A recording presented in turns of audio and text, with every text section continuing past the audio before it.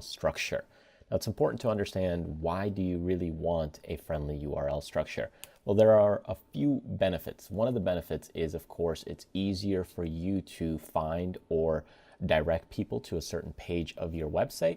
So for example, if you're looking at my website, let's say backstageincome.com, and now from this page I tell people, well, just visit backstageincome.com/resources if you want to see the resources that I have available. And when they type that in, then they can go directly to the resources page. And that's where they would find, all the different resources that I have, including the hosting, building your email list, growth and management for your business. So there's a lot of resources of tools, equipments, and things that I use. Now that's just a quick way to reference people to a certain location. So that's just a good way to structure URLs. The other way, or the other benefit to this, is if you have a simple URL structure or permalinks. In that case, it allows the search engines or the robots to scan your website and index it much more friendly, because there's more directories. So for example, you can see we're in the top directory here, which is just /resources. But in fact, if you go into, let's just say, my video tools, camera, and equipment, you can see there's a few tools here. But if I click see all my video gear and I hit that button right there, watch how the URL at the very top, it changes. It's /resources/vid-tools-equipment. And this breaks things down from the cameras that I use to the lenses to the microphones, tripods, background and lighting, and additional goodies that people may be interested in looking. So the search engines then know that within resources, this is the video equipment resources. So when you're sorting your content and pages and structuring a nice URL structure, it's always good to focus on those two things. Number one, the user. Number two, also the search engines and the robots. Now, when you get into WordPress, there are a few different ways that you can structure the permalinks. And if you go into your panel and you log into WordPress, and I'll just share with you my WordPress here, as you scroll down, okay, and you go into, let's just say, your settings, okay, and you can't see it right here because I'm blocking the way, so let me just hide this. And if you go into settings and you go into permalinks right there, you'll see there's a lot of different settings. Some are related to other plugins, but if I hit the permalinks area right there, that link, and I get right into the permalinks, and now what you'll notice is that there's a lot of different settings that you have here within WordPress. Now, as we zoom in a little bit so you can see, here we have a plain setting, which is the standard default. Now, in this setting, what you can see is there's a question mark P, which is for page, and then equals 123, or it'll be your page ID. This is typically the standard or plain setting that WordPress will be set up with. Okay, it'll usually be a check mark there on that bullet point, and it'll be highlighted right there. Now, in our case, normally we don't want to use this because search engines have not been very friendly to URLs that are a little more dynamic. And in that case, you try to simplify things for them. Now they've been getting much better at it, and they've been able to pick those things up. But even then, it's nice to have nice URLs, because you can't always remember what the page ID number is if you're looking to hand that or pass that over to a friend. So for many people, what they actually use as far as bloggers go, especially if you have evergreen posts, which are posts that don't really expire, they look at just the post name right here. So this is typically the main one that for many people that they like to use.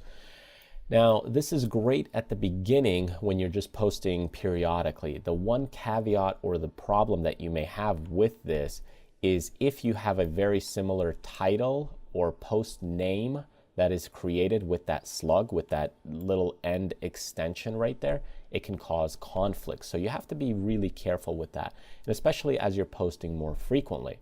Now, one of the advantages, of course, is that since you don't have numerals like the year 2017 or the month or the day, people think the post is still relevant. So it could play a psychological trick on people that if you do have the year included in there, they may think it's not as relevant or the content's not as useful, when in fact it's just fine and very useful. But in this case, the post name is usually good for general blogging, for general information, evergreen content. But if you post quite frequently, it can become a problem, especially if the postings or the names are very similar. And even if you have one post that's 5 years old and another one that's, let's say, brand new, and they have a very similar slug or the same slug, it can cause conflict. So keep that in mind. The other ones that you could do is things like the day and name right here. So you see it starts with a year, month, and then you get into the day and then the post title. You could go into month and name right here on this one, and that's just year and month. And then of course the post slug. The numeral is kind of very similar to this one at the very top, except it's just makes it a little bit nicer without the question marks and things like that. So if anything, go with that rather than this plain one. You really don't want to stick to the plain one.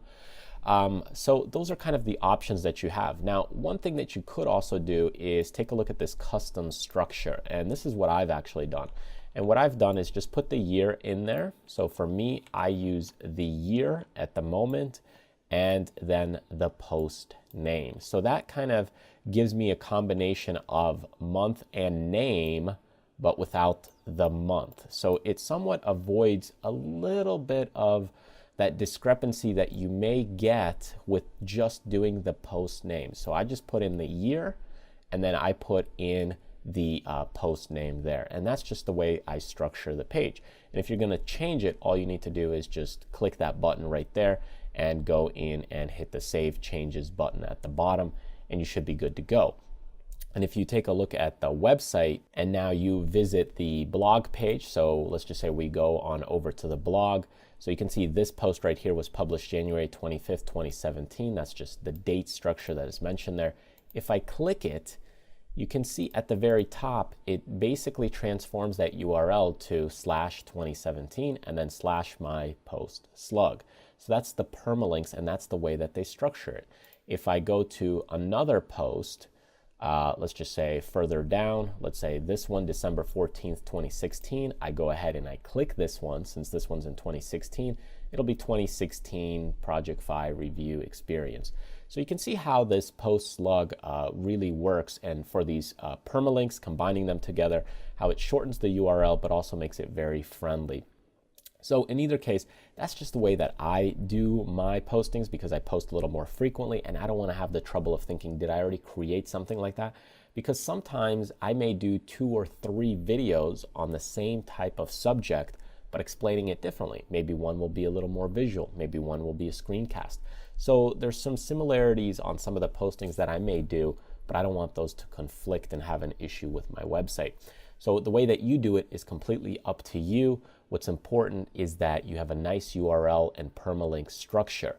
One big thing to keep in mind is once you set this, the minute you set this in your WordPress website, if your site is set, you probably don't want to change it again, because it's going to completely mess your structure up. Okay, meaning if the robots, people remember it, if people are linking to your website and you go ahead and change this, it's going to change it everywhere on your website, which could be a major problem. So once you set this, normally you do not touch it again. I would say in certain instances, let's just say you're 1 month or 3 months or 5 months into blogging and you haven't had a lot of traffic or picked up things, and you're seeing, okay, you're creating a lot more content. In that case, you may decide, hey, I'll change it a little bit to maybe something with a year and post name, or a year, month and post name, month and date kind of thing, or month and name. In that case, you're fine to change it because you're still new. But once you're 1 or 2 years into blogging, you're probably not going to want to mess with this, because it's going to affect it everywhere throughout your website, and it's just not going to work out real well. You'll have a lot of dead links and broken links, which can cause a lot of problems that for people that are linking to you and for your visitors. Now I'll show you one other quick example here on my Traders Fly website, which is a little bit more popular. We post more frequently than the Backstage Income website. So if you take a look here on these posts, you can see we pretty much post almost every other day or so. So February 1st was this post, January 31st, January 30th, because you can see I put in charts, there's live classes, webinars. So this one, if you click through it, you can see the URL structure that I use here is year and then month and then the slug for the title. So it's basically the month and the name that's in there, but that's because it has more postings, it's a little more news related, there's more active content, there's webinars. So again, a little bit differently structured simply because of the website the way it is. If I was to redo it again, I probably would still only have the year, simply because I'm able to name things a little bit differently, or add in, let's say, 41 minutes to the end of the post slug, and that would create a little variance in those slugs. But again, I would still probably have the year and then the slug and so on. But anyways, this one's a little more news heavy and it has more active content. So to avoid any conflicts, I've put in year and month when I first started it, and that's just the way it's been structured, and that's the way you want to keep it for the long haul, because that's how it was when it was first originally set up. You don't want to mess with these things once they are set up, pretty much, unless you're still new and the blog is kind of 1 or 2 months old, in which case you're probably okay to do it, but you'll need to redirect and play a little bit with some of the links that are happening on your page. All right, so thanks for joining me in this training video. I hope you found it helpful to learn about permalinks. By all means, go ahead and continue watching some of the other training videos I have on WordPress. But if you want to join me on some exclusive business training videos, or even some of the live classes, click the button right here, and when you get there, enter your name and email address